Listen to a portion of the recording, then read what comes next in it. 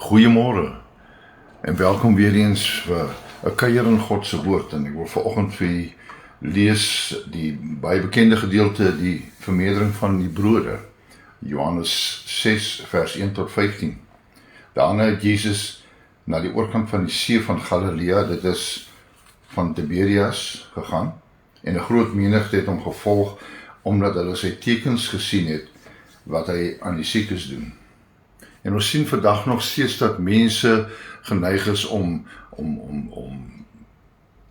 godsdienst te beoefen of om te behoort aan 'n instansie, omdat daar signs en wonders gebeur. Hulle hardloop agter die tekens aan hulle, gaan nie agter Jesus aan hulle noodwendig nie. Hulle is daarop uit om die tekens en die wonders wat die entertainment en die vermaak en die wow faktor is iets wat baie keer mense aan die gang hou en ongelukkig dit vervaag baie keer in tyd en dan raak mense afvallig. Hulle sak uit en hulle verloor hulle vuur en hulle passie.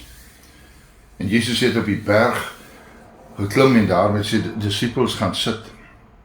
En die Pasga, die fees van die Jode, was naby. Toe Jesus dan sy oë opslaan en sien dat 'n groot menigte na hom toe kom, sê vir Filippus: "Waarvan dan sal ons brood koop, sodat hierdie mense kan eet?" Maar hy het dit gesê om hom op die proef te stel, want hy het self geweet wat hy wou doen. Filippus antwoord hom: "Brood vir 200 pennings sal nie genoeg wees vir hulle, sodat elkeen van hulle 'n stukkie kan kry nie."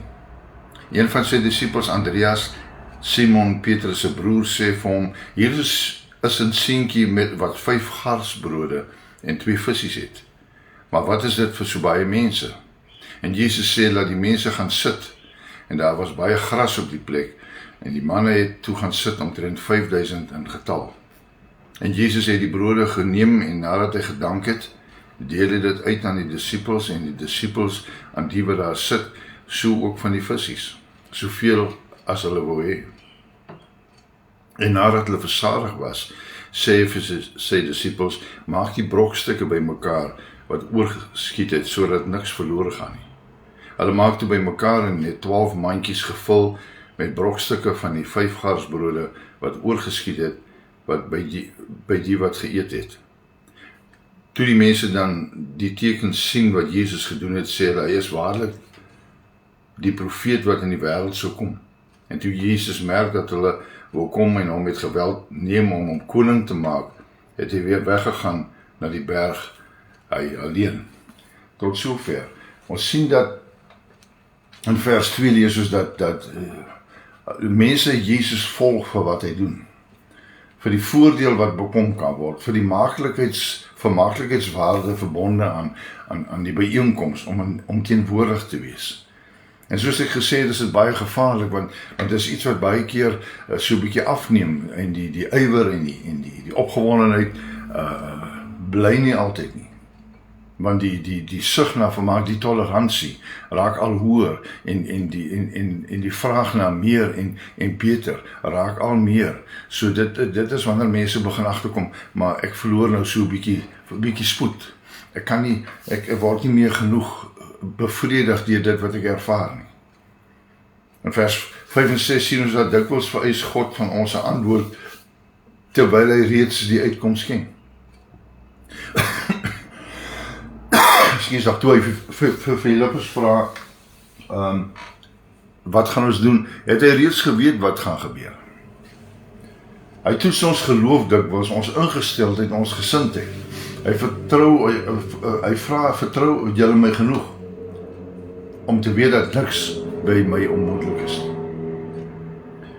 Jesus het die uitkoms bewerk, kan 'n uitkoms bewerk in enige situasie. Niks is onmoontlik vir God nie. God is tot alle dinge in staat. In vers 7 tot 9 sien ons dat die denke en die redenasies gebaseer is op fisiese oplossings en die beskikbaarheid van middele. Onmiddellik word daar kyk, hoeveel geld is daar? Wat kan ons koop met dit wat ons het? 200 pennings in daai tyd was 8 maande se arbeidersloon wat hulle tot hulle beskikking gehad het. 5 klein garsbrode en 2 visse was nie eintlik iets om oor opgewonde te raak, dit het 'n onmoontlike taak gelyk. As ons kyk na die hoeveelheid mense wat daar was.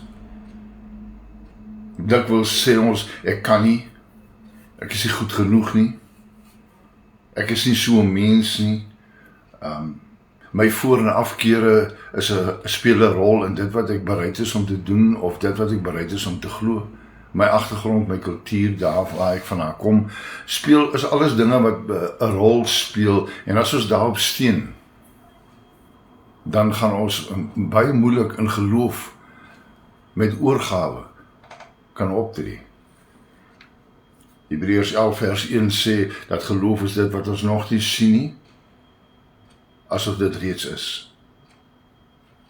Die menslike natuur neig om blind te staar teen natuurlike uitkomste, terwyl God sê daar is 'n bonatuurlike uitkoms reeds beskikbaar. Daar kan van ons vandag getuig oor 'n bonatuurlike uitkoms waar God in 'n onmoontlike situasie in ons of ons familie se lewens ingegryp het. Het sê dit op gesondheidsvlakkes, het sê dit op materiële, finansiële vlakkes, maar waar God bonatuurlik uitkoms gebring het. En dikwels kom dit nie in die formaat en op die tydstip wat ons dit verlang nie, en soos ons dit verlang nie, maar dit gebeur soos God weet die beste is, soos God beskik. In vers 10 sien ons dat Jesus opdrag gee dat die mense op die gras moet sit. Van die evangelies wat ons lees sê dat die opdrag was dat hulle in groepe van 50 moes sit. Daar was 5000 manne het gaan sit, so ek aanvaar, dis 'n gemengde groep gewees, so daar was vroue en kinders ook. En as ons dan nou rofweg 'n getal maak, kyk ons na bykans 20.000 siele wat gevoed moes word. 5 brode en 2 visse. Vir ons vandag nog lyk dit en klink dit na 'n onmoontlike saak. Maar ons sien hier dat God sê, kom, ek wil iets doen, maar ek het nodig dat daar orde moet wees. Nie die mekaar geskarrel en gegryp en 'n bekleierery om iets te kry nie, nee, daar moet orde wees. En God wil baie keer hê dat ons in 'n onmoontlike situasie, wanneer ons paniekerig is, wanneer ons emosioneel onstabiel is, wanneer ons opgewerk is, wanneer ons mismoedig voel, wil God hê, ons moet orde in daai situasie kry, sodat hy kan werk, sodat hy 'n bonatuurlike iets kan laat gebeur. Het jy al orde in jou situasie gekry, maar het jy al gedoen wat nodig is om dinge in plek te kry, sodat God kan werk? Het jy al ontslaag geraak van die opgaargoed? Die opgegaarde emosies en die opgegaarde materiële dinge wat die klatter, wat in die plek staan van dit wat God moet doen. Het jy al ontslaag geraak van die gewoontes en die geloofies, wat niks positief bydra nie? Het jy al ontslaag geraak van jou emosionele klatter? Is jy gereed en bereid om God te laat werk, of glo jy nog self dat jy bid vir God om jou krag te gee, maar jy wil self die situasie, jy wil self die persoon, wil jy verander, terwyl dit eintlik God is wat dit moet doen. In vers 11 sien ons dat Jesus die brode en die visse neem en hy het gebid. Hy het gebid. Ons lees ook nie dat die seun se ouers daar was nie, dit word nie gemeld nie. Dalk was hy gestuur om vir die huishouding te gaan kos koop, en hy het uit nuuskierigheid het hy deel van die situasie geraak. Hy het hierdie klomp mense gesien en nader beweeg. Maar die seentjie stel sonder om te redeneer en sonder om te wat as en sê nou maar, stel hy dit wat hy het beskikbaar. Hy weier nie op grond van wat sy ma sal sê nie. Hy weier nie op grond van die probleme wat hy verwag wat sal ontstaan as hy dit sou afgee nie. Hy het ook nie dis myne gesindheid nie. Hy bly klou nie vas aan dit wat hy dink is die laaste en al wat hy het nie, maar God moet byvoeg nie. Baie keer wil die Here hê dat die bietjie wat ons het, die bietjie wat ons glo al is wat ons het, dat ons dit moet vir hom gee. Prys gee aan hom. Beskikbaar stel, sodat hy iets kan doen daarmee. Maar ons het baie keer hierdie myne, soos 'n klein kindjie, hierdie myne gesindheid, waar ons vasklou en sê, ek glo in die Here, maar hierdie wil ek hou, want hierdie is my kosbaar, dis al wat ek het. Dis my oorlewing. Is jy gereed om wat jy het, onvoorwaardelik, beskikbaar te stel aan God? Jou finansies, jou tyd, jou talente, jou bronne, alles goed wat God in elk geval vir jou voorsien, deur sy genade, waarvan hy jou rentmeester gemaak het. Is jy bereid om dit beskikbaar te stel vir God? Ek weet van mense wat dikwels wat talente het, en wat genader word en gesê word, wil jy nie vir God jou talente aanwend nie, maar dan op grond van emosionele sirkusse, wil ek het noem vanmôre, bly vasklou en wederstrewig raak en in opstand kom en sê, ek laat my nie sê nie, en ek laat my nie voorskryf nie, en ek wil nie. Omdat daardie persoon twyfel aan sy vermoë, omdat daardie persoon nie dit wat, die talente wat God gegee het, beskikbaar te stel vir God se saak nie. Of is daar 'n ja, maar ek sal sodra ek tyd het. Ek moet net gou eers dit doen. Nie wanneer God van ons verwag om te reageer, moet ons reageer. Dan moet ons nie uitstel en eers die dooies wil begrawe en eers nog ander dinge en tierlantynkies wat ons kosbaar ag en wat eintlik nie belangrik is vir God nie, maar wat ons aanhang as mens. In vers 12 en 13 sien ons dat Jesus voorsien nie net genoeg nie, maar meer as genoeg. Hy het nie net die mense se honger gestil nie, maar hulle het geëet tot hulle versadig is. 12 mandjies met oorskiet brokstukke is versamel, want God het gesê, niks moet verlore gaan nie, niks moet gemors word nie. En ek glo uit hierdie wat versamel is, het die seun meer as net die 5 brode en 2 visse kon huis toe neem. Want God het voorsien.